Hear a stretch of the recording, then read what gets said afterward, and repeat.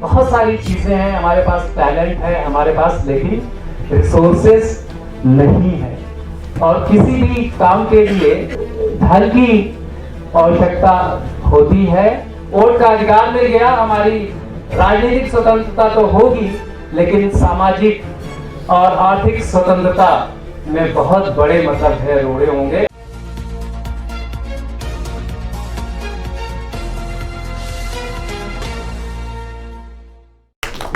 गौतम बुद्ध जिनके पास सुख संपन्न ऐशो आराम की सारी सुविधाएं थी, लेकिन इसी सामाजिक समरसता, इस आंदोलन के लिए वो सब कुछ छोड़कर निकल गए। तो जरूर ही इन्होंने सोचा होगा कि इस राजपाट के साथ मैं सामाजिक इक्वलिटी को बढ़ावा नहीं दे सकता, और आप देखा कि लोगों ने उनको बात को मानी। तो ये परंपरा समय समय से आगे बढ़ती रही, जिसमें बहुत तमाम सारे बीच की कड़ी है जो मैं जानता हूँ। इसमें गुरु नानक जी हैं और भी बहुत सारे, शायद राजेंद्र गौतम जी अगर जब वो आएंगे तो वो सारा नाम देंगे, लेकिन मैं उस कड़ी को, सीरीज को बढ़ाता हूँ। वहां से शुरू होकर ज्योतिबा फूले, फातिमा शेख और बाबा भीमराव अंबेडकर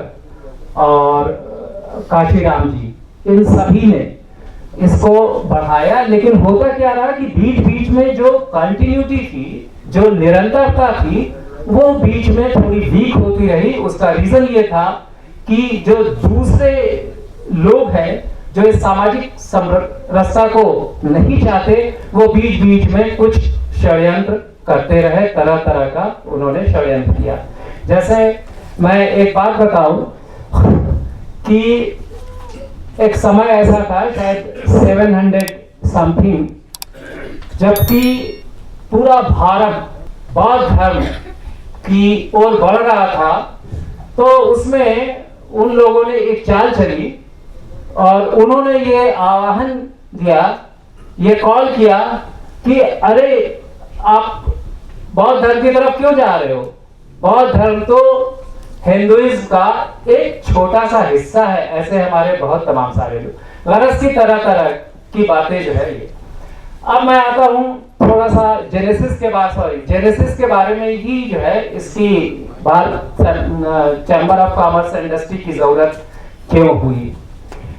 देखिए, बाबा साहब अंबेडकर ने, जो संविधान के रचयिता थे, 26 जनवरी 1950 को अपने बहुत फोर्सफुली कंक्लूडिंग रिमार्क में कहा था, बहुत पहले ही इसकी पेशनगोई कर दी थी। और क्या था उनका ये concluding remark? We are entering into an era of contradiction.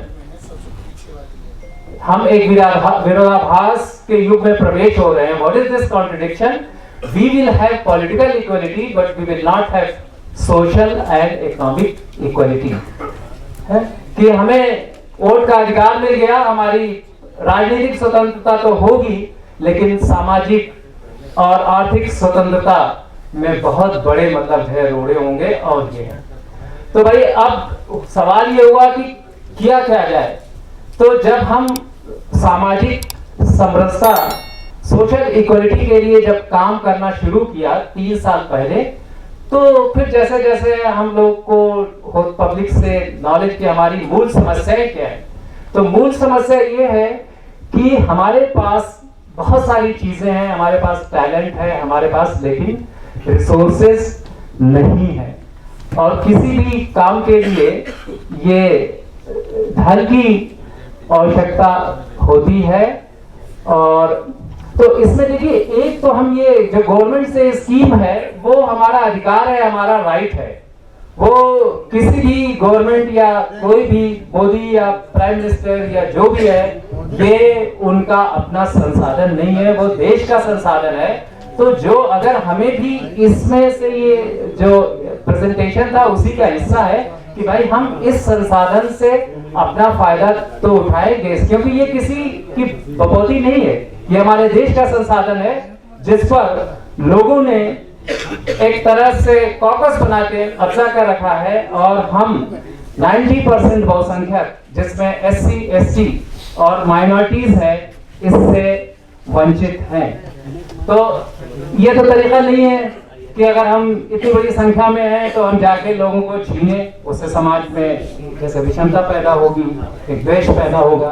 तो हम इसको बहुत पॉजिटिव वे में हमने देखा कि जितने भी ये लोग हैं जो समृद्ध हैं, उनका अपना चैम्बर ऑफ कॉमर्स है, वो अनग्रीड चैम्बर ऑफ कॉमर्स है। इस चैम्बर ऑफ कॉमर्स के जैसे associate chamber of commerce, FICCI है, PhD है, ये लोग गवर्नमेंट से अपनी पॉलिसीज जो है वो देते हैं और उसको प्रेस करते हैं। गवर्नमेंट भी इनकी बात सुनती है और उस तरह से पॉलिसीज डिसाइड होती है। लेकिन ये जो पॉलिसीज हैं, ये जैसे कहते हैं समृद्ध वर्ग, इलीट क्लास के लिए है। इलीट क्लास के लिए मैं अल्पसंख्यक की बात इसलिए कर रहा हूँ, बहुसंख्यक की बात इसलिए कर रहा हूँ कि इसमें ज्यादातर लोग गरीब हैं, ठीक है। तो उसको एक समूह का नाम दिया गया है। तो हुआ ये कि हम समृद्ध भारत चैम्बर ऑफ कॉमर्स बनाए। इसके जरिए हम आपस में पूल करके किस तरह से उनको गाइड करना है, कैसे उनको बिजनेस लोन या और भी बहुत जो प्रेजेंटेशन है, मैं उतनी डिटेल में जो है अभी नहीं जाना चाहता क्योंकि टाइम की कमी है। बीच बीच में ये लोग ब्रोशर है और लोग प्रेजेंटेशन से आपको बताते रहेंगे। तो हमने ये समृद्ध चैम्बर ऑफ कॉमर्स बहुसंख्यकों का बनाया और इसकी एक बात मैं बता दूं, जितने भी इलीट चैम्बर है उनकी एंट्री फी आपको 2.5 लाख, 1 लाख, 1.5 लाख इस तरह से है, ठीक है।